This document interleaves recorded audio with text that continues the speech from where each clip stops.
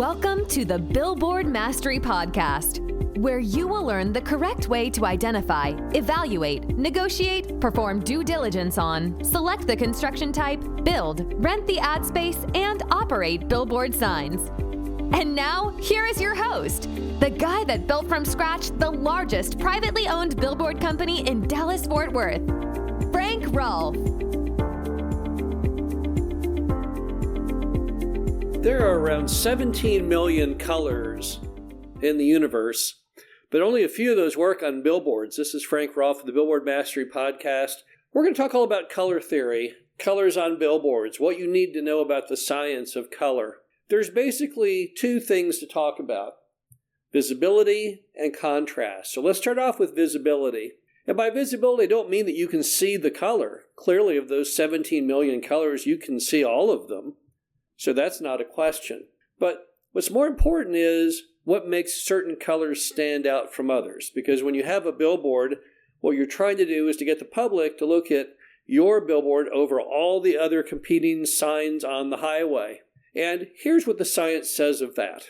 Basically, when you look at a color, your brain scientifically searches out the opposite of that color. Don't ask me why, it's just a fact. So you probably have seen those parlor games before. For example, you stare at a U.S. flag, but all the colors are scrambled, they're all wrong. And then you stare at a white sheet of paper and the U.S. flag colors suddenly appear. And that's because your brain automatically reacts when it sees a color to the exact opposing color. And the opposing color to green is red. And that's a very important point, because typically when you're out driving around on the highway, looking at what's along the highway, most of it is green. Trees are green, bushes are green, grass is green.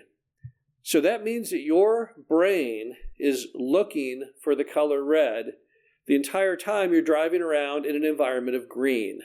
And that very simply unlocks the mystery of why you see so many red signs. Look at all of the different fast food establishments, for example, that utilize red in their logo.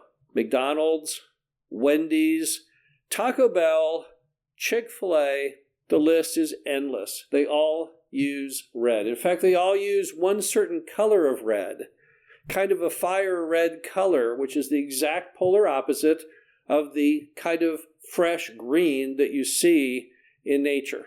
So that's why people use red. Now, in other cases, in certain other environments, you may not see as much green. If you're driving in an urban location, for example, then what's the dominant color? Well, the dominant color you would see then would be a lot of grays and white, concrete, glass buildings. So what's the exact opposite of white? Well, of course, that color is black. So it might be if you had a billboard in a more urban setting, not where there's any greenery at all, maybe you would segue from red to black. Or let's say that you were on an expansive road where there are a very large number of signs, and all those signs, which have read the same science theory we're talking about, decide to go with red to be different. It's possible your sign should be green because you're trying to play off against your mind seeing all of those red signs. But that's the first rule of color theory, is visibility. And visibility is simply selecting colors that are contrarian to what you are seeing in that same environment from everybody else. Not any more complicated than that. But definitely the go-to color, the safe color for billboards in more of a rural setting with lots of green trees and grass, is red. And that's why you see red so prominent. It also explains why colors that are earth-toned and billboards that are green have such poor visibility. You can have a sign where the predominant colors are tan on a green background, and people will not even see that thing because their brain will never even alert them to the fact they should look. So if you want to have a really successful billboard, it needs to be red, or it needs to be a color that's the exact opposite of what you see. It's not just picked randomly. It's not just picked because of the advertiser's taste or logo. It needs to be based on the science of color theory. Then we enter into contrast. And many times contrast is more important than visibility. Because if you can't read the letters on the sign, what's the purpose of the sign? There really isn't any. So what is contrast? Contrast is basically a dark color against a light color. And many decades ago, all the way back into the 1920s, advertisers started testing colors strictly based on contrast. And here were the results. They found that the number one contrast of colors, and this one will shock you, was black on yellow. Now you might say, now wait, why not black on white? Well, it turned out that the human brain can actually visualize black on yellow better than it can black on white. And that's why legal pads, if you ever go to the office supply store and you look at the legal pad department, you'll see they sell two kinds of legal pads. White legal pads and yellow legal pads.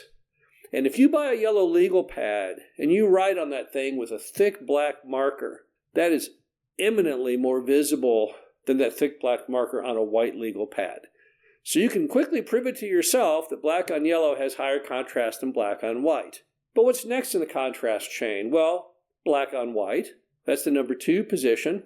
And then you go down a couple notches down to red on white, blue on white, green on white, brown on white. And all of those colors, while having high contrast, may not be all that appealing.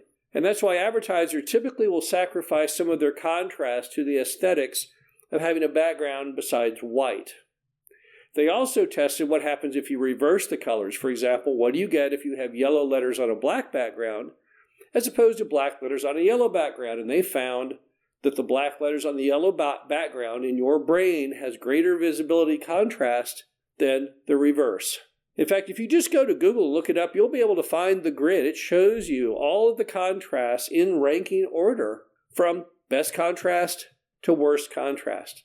Now, what happens, however, if your advertiser has a hankering for a color that's not on that contrast chart? Can you still use it? Yes, but it must always be a dark color on a light color. There's another issue on the science of color called vibration. And I know you've seen vibration, but you didn't know what it was. If you ever see red lettering on a green background, maybe during Christmas, it's really hard for your brain to handle that. In fact, it visually vibrates in your brain because your brain cannot grasp having two dark colors, even though the colors are different, two dark colors and you trying to read the lettering on two dark colors. So that's always been a very poor choice for a sign. I've seen people try and do billboards for them, trying to be contrarian, be a little different. Some advertising designer comes up with a sign that's got a dark color on a dark color. It's always a failure. Never ever works very good at all. So the bottom line to it is if you want to have a successful sign, you need to go with a color that is different, and you need to go with a lot of contrast between dark on a light background that is always superior to a similar light-colored letter on a dark background. We know that much from science. And then you must, at the same time, try and come up with the aesthetics that you're looking for. Now, a lot of times in vinyl printed signs, you can get around the aesthetic issue with your pictorial, your photo of whatever it is. So, for example, if it's an advertiser who's a restaurant, you could show a beautiful photo of their delicious-looking chicken fried steak special. And that could be the colorful part of the sign because we can take that in visually without reading any letters at all. And then, however, have the lettering following the signs that we talked about, having colors that are different from what you see in the surrounding environment and have a high level of contrast. Now, as many people look at signs and catalog them in their brain saying, oh, that's a good sign, or that's an even better sign, I'm always looking at the reverse. I'm always looking at terrible signs and what makes them particularly bad. And in most cases, the failure of those billboards is completely based upon their lack of grasping of color theory and the science behind color. So do some study and go to Google, look up all the different issues regarding color. You'll see that there's a whole science to it. And the better educated you are on how to use those colors, the better your signs will perform. This is Frank Rolfe, the Billboard Mastery Podcast. Hope you enjoyed this. Talk to you again soon. Thank you for listening to the Billboard Mastery Podcast. Be sure to visit us at www.billboardmastery.com, where you can find past episodes of this show, plus an array of information to help you successfully build, buy, and operate billboard signs.